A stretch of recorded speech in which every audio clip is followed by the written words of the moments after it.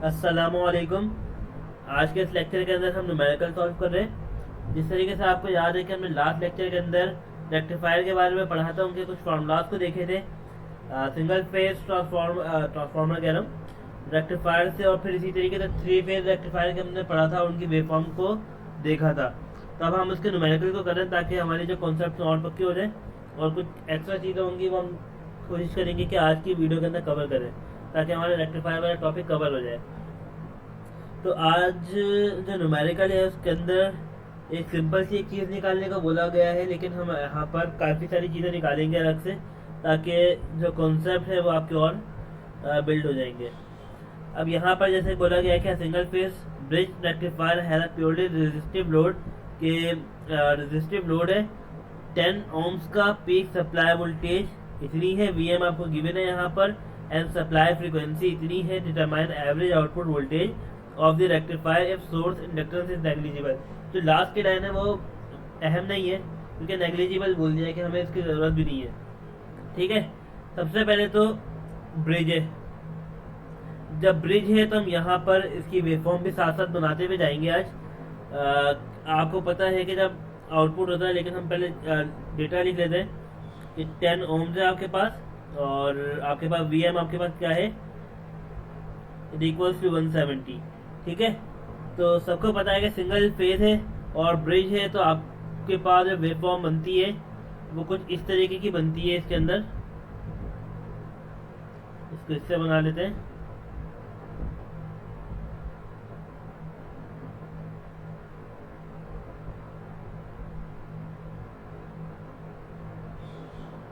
ठीक है, ये कुछ इस तरीके से बन जाएगा।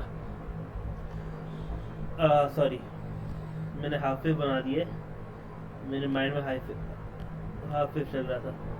तो बेसिकली ये होगा कुछ इस तरीके से, ठीक है ना, कुछ इस तरह की पीक होगी, और ये आपके पास कहलाएगा वीएम। सही है। और यहाँ पर आपको निकालने को क्या बोल रहा है कि डीसी एवरेज आउटपुट बोल रहा है। ठीक है ना, एवरेज आउटपुट का क्या मतलब होता है? एवरेज आउटपुट का मतलब ही ये होता है कि वीडीसी आपको निकालना है। तो वीडीसी निकालने का फॉर्मूला सिंपल होता है 2Vm/पाई। अगर कोई भूल गया है तो आप इसको आप निकाल सकते हैं इस फॉर्मूले के थ्रू, 1/पाई इंटू 0 से पाई। ठीक है, और Vm साइन थीटा से और डी थीटा से आप यहाँ से निकाल सकते हैं चीज़ें। अब यहाँ पर हम आ जाते हैं इस वाली इक्वेशन से आपके पास ये फॉर्मूला ड्राइव होके आ जाएगा। अब हम बात करते हैं इसकी कैलकुलेशन की। तो जब हम इसको कैलकुलेट करेंगे तो ये आपके पास आ जाएगा 2 इंटू 170/पाई। ठीक है, तो आंसर आपके पास निकल के जो आएगा वो देख लेते हैं क्या निकल के आएगा।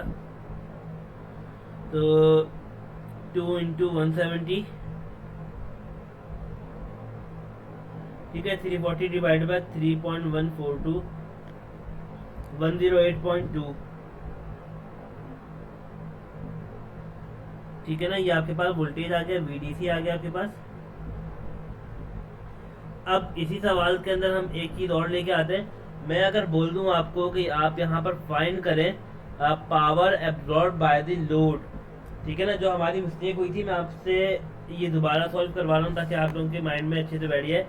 मैंने क्या बोला है कि आपको क्या निकालना है? Power absorb by the load. तो मैं यहाँ पर सवाल में आगे ऐड कर देता हूँ कि पार्ट बी है आपके पास, पावर एब्जॉर्ब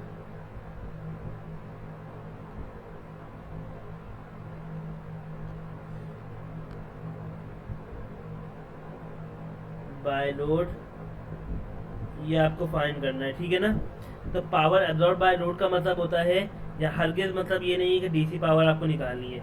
आपको यहाँ से जो निकालनी है वो आपको निकालनी है एसी पावर। तो एसी पावर निकालने का फॉर्मूला क्या होता है? P A C is equals to V R M S into I R M S. ऐसा ही है। अब वी आर एम एस कैसे निकालेंगे? VRMS निकालने का तरीका ये है, आपके पास फॉर्मूला सिंपल जो हमने पढ़ा था, VM अपॉन √2, ठीक है। VM आपके पास कितना है 170 अपॉन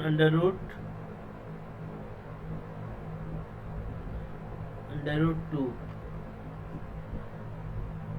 तो 120 आपके पास ये बन के आ जाएगा 120.20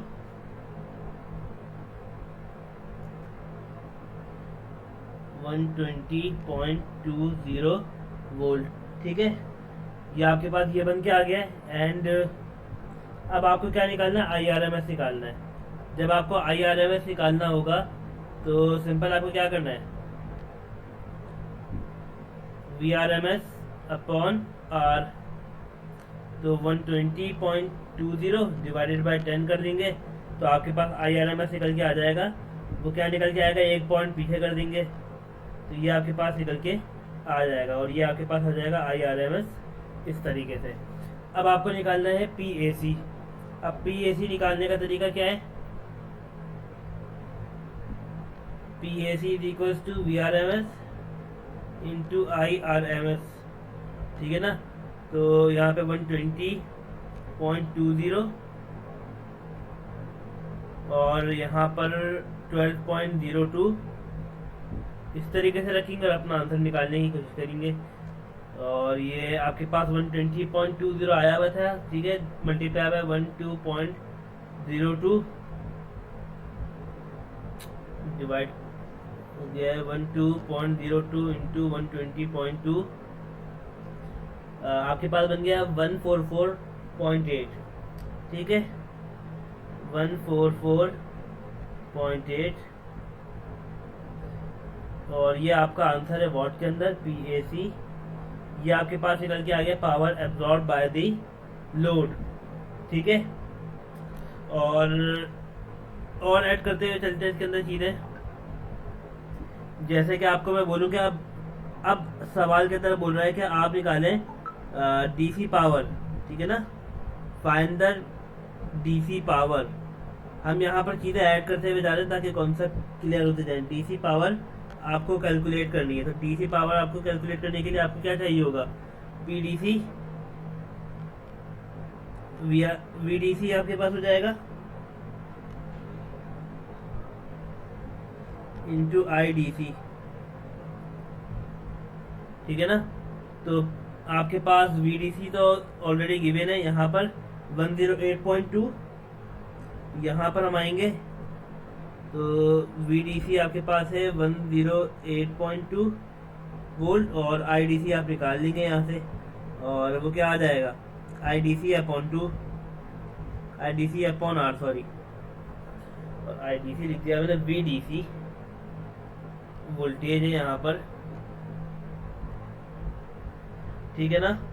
और तो ये क्या बन जाएगा आपके पास 108.2 डिवाइडेड बाय 10, तो आपके पास आंसर निकल के आ जाएगा 10.82 एम्पेयर और ये आपके पास IDC,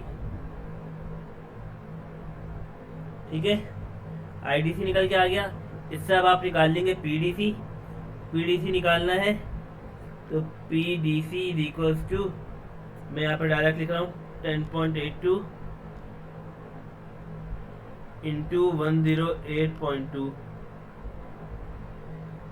कैलकुलेट करते हैं 10.82 इंटू 108.2, तो 1170 आपके पास निकल के आंसर आ जाएगा।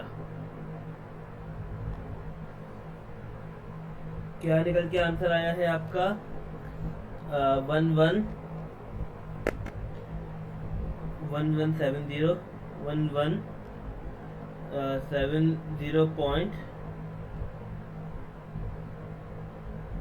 70.72, ठीक है ना, 72 वॉट।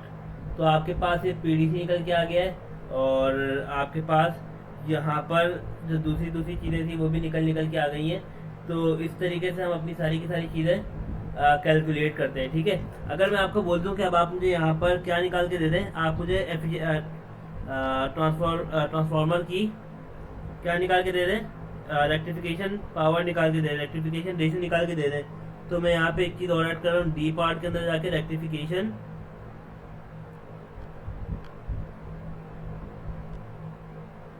रेशियो आप मुझे फाइंड करके दें, ठीक है ना। हम यहाँ पे चीज़ें ऐड कर रहे हैं बेसिकली। तो क्या होता है वो formula, is equals to eta is equals to P D C upon P A C, ठीक है ना। और सबको पता है कि इसकी जो एफिशिएंसी होती है शायद वो एफिशिएंसी नहीं कहलाती, वो आपके पास रेक्टिफिकेशन रेशियो कहलाता है। और वो क्या होता है, तो वो आपके पास 81% निकल के आता है। तो वो हम देख लेंगे कि क्या निकल के आता है नहीं निकल के आता। अगर इतना निकल के आ रहा है तो इसका मतलब ये है कि हमने सवाल बिल्कुल एग्जैक्ट सही किया हुआ है, वैल्यूज हमने सही निकाली हुई, ठीक है। तो पी ए सी 1114482 था आई थिंक 8, ठीक है ना। तो इसी को हम डिवाइड करवा देते हैं 144.8, तो 81% आपके पास आ गया 0.81। और अगर मैं इसको बोलूँ कि आप मुझे इसको किस में लिख के दे दें, इसको आप मुझे लिख के दें इन टर्म ऑफ परसेंटेजेस, तो आप यहाँ पे बोलेंगे कि ईटा आपके पास आ गया 81%। तो यहाँ पर हमने अपना एक सवाल को एंड कर दिया। मतलब देखिए सवाल कितना छोटा सा था और हमने इसको थोड़ा सा लेंदी कर दिया ताकि कॉन्सेप्ट जो हो वो आप लोगों के माइंड में आ जाए और हम इसको कर सकें, ठीक है। तो मेन मोटिव हमारा ये है कि आपको समझ आ जाए और मैक्सिमम से मैक्सिमम चीज़ें आप अटैम्प्ट कर सकें। अब अगला सवाल है, अब जो अगला सवाल होगा हम उसको इसी के नोयत से करेंगे क्योंकि इसके अंदर काफ़ी सारी चीज़ें निकालने वाली हैं।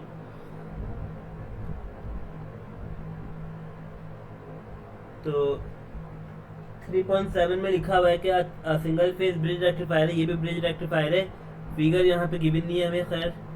To supply voltage of average voltage आपको दे दिया गया है, वीडीसी आपको दे दिया गया है, टू अ रेजिस्टिव लोड दे दिया गया है, determine the voltage and current rating of diode and transformer, के डायोड की रेटिंग और करंट रेटिंग आपको क्या करनी है, फाइंड करनी है। तो ये हम वैसे भी ऑलरेडी कर चुके हैं पहले न्यूमेरिकल्स के अंदर, लेकिन हम आज दोबारा इसे कर लेते हैं। और इसके अंदर एक चीज़ और ऐड करूँगा, वो जब हम न्यूमेरिकल कर रहे होंगे मैं उसी वक्त ऐड कर दूंगा ताकि आप लोगों के माइंड में अच्छे से चले जाए वो चीज़ें। तो आते हैं न्यूमेरिकल की तरफ। तो सबसे पहले हम यहाँ पे डेटा बना लेते हैं कि आपको क्या क्या गिवन है। वीडीसी आपको गिवन है 400 एंड आर गिवन है 10, और क्या क्या निकालना है, voltage and current rating of diode and transformer. तो अच्छा, डायोड की वोल्टेज रेटिंग का क्या मतलब है, आपको पार्ट ए में निकालना है। इस तरीके से बोलते हैं कि पीआईवी निकालना है। वोल्टेज रेटिंग का मतलब क्या है, पीआईवी, ठीक है, पीआईवी निकालना है। एंड आपको क्या निकालना है, यहाँ पर ट्रांसफार्मर की रेटिंग निकालनी है, ठीक है ना। एंड करंट रेटिंग भी निकालनी है। तो करंट रेटिंग के अंदर आप जो निकालेंगे ना, डायोड की करंट रेटिंग के अंदर आप IRMS निकालेंगे। क्या निकालेंगे, IDRMS निकालेंगे आप डायोड की। ये आपके पार्ट होगा, ये आपका सेक्शन हो गया 1, ठीक है। यहाँ पर आपने ये निकाली और आप अगले पार्ट में निकालेंगे ट्रांसफार्मर की रेटिंग।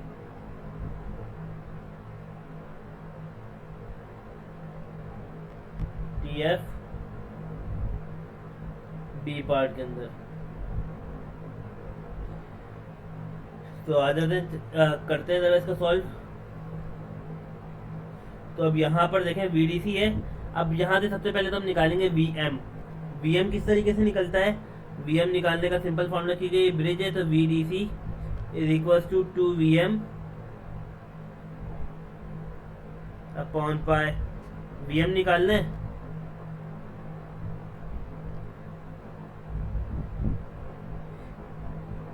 यहाँ पे VDC इंटू पाई अपॉन 2, ठीक है। अब हम यहाँ पे वैल्यूज को सब्स्टिट्यूट करते हैं और अपना आंसर निकालते हैं। तो यहाँ पे 400 आ गया आपके पास, इंटू पाई इंटू 2, तो 200 अपॉन पाई इंटू पाई कर देंगे हम यहाँ पे। चाहे तो आप इसको इसी तरीके से लिख लें, मल्टीप्लाई बाय 3.142 डिवाइडेड बाय 2, 628.4। ठीक है, 628.4 ये आपके पास निकल के आ गया वोल्टेज। ठीक है, मैक्सिमम वोल्टेज आपके पास निकल के आ गया है। अब उसने क्या बोला था कि अब आपको निकालना है डायोड की पीआईवी रेटिंग। तो डायोड की पीआईवी जो रेटिंग होती है वो मैं यहाँ से शुरू कर रहा हूँ, पार्ट ए। तो जो डायोड की पीआईवी रेटिंग होती है इन सिंगल फेज ट्रांसफॉर्मर वो होती है माइनस टाइम वी एम। क्या होती है? Minus time of V M. तो क्या करना है, सिंपल यहाँ पर आपने यहाँ पे वी एम की जो वैल्यू है वो रखनी है और माइनस साइन के साथ इंक्लूड हो जाएगा वो। तो माइनस 628.4 वोल्टेज आपके पास निकल के आ गया है। ठीक है, हमने क्या किया है, हमने यहाँ से सिंपल पीआईवी की वैल्यूज निकाल ली है। अब जो बारी है वो अब आपकी बारी है आरएमएस निकालने की। अब आरएमएस किस तरीके से निकलता है अब हम वो चीज देखेंगे। ठीक है, तो IRMS के लिए आपको सबसे पहले निकालना होगा क्या चीज निकालनी होगी, सिंपल आपको पीक वोल्टेज निकालना होगा। तो आई पीक इज इक्वल्स टू किसके बराबर हो जाएगा ये आपके बराबर हो जाएगा, मेरे माइंड से निकल गया, खैर बेसिक फॉर्मूला था खैर ये 628.4 upon 10 which is equals to 628.84 ampere. आपके पास आई पीक ये निकल के आ गया है। आई होप ये बात समझ में आ गई है कि किस तरीके से ये निकल के आया है। अब यहाँ पर अब जब हमें निकालना है वो क्या चीज निकालनी है, आरएमएस वैल्यू निकालनी है। ठीक है, आरएमएस वैल्यू निकालेंगे, फिर उससे हम आईडी आरएमएस निकालेंगे। अभी हम सिंपल आरएमएस वैल्यू निकाल रहे हैं। तो आरएमएस निकालने के लिए आपको क्या करना है, सबको पता है कि जो वी आरएमएस किसके बराबर होता है, V M upon under root 2 के। सिमिलरली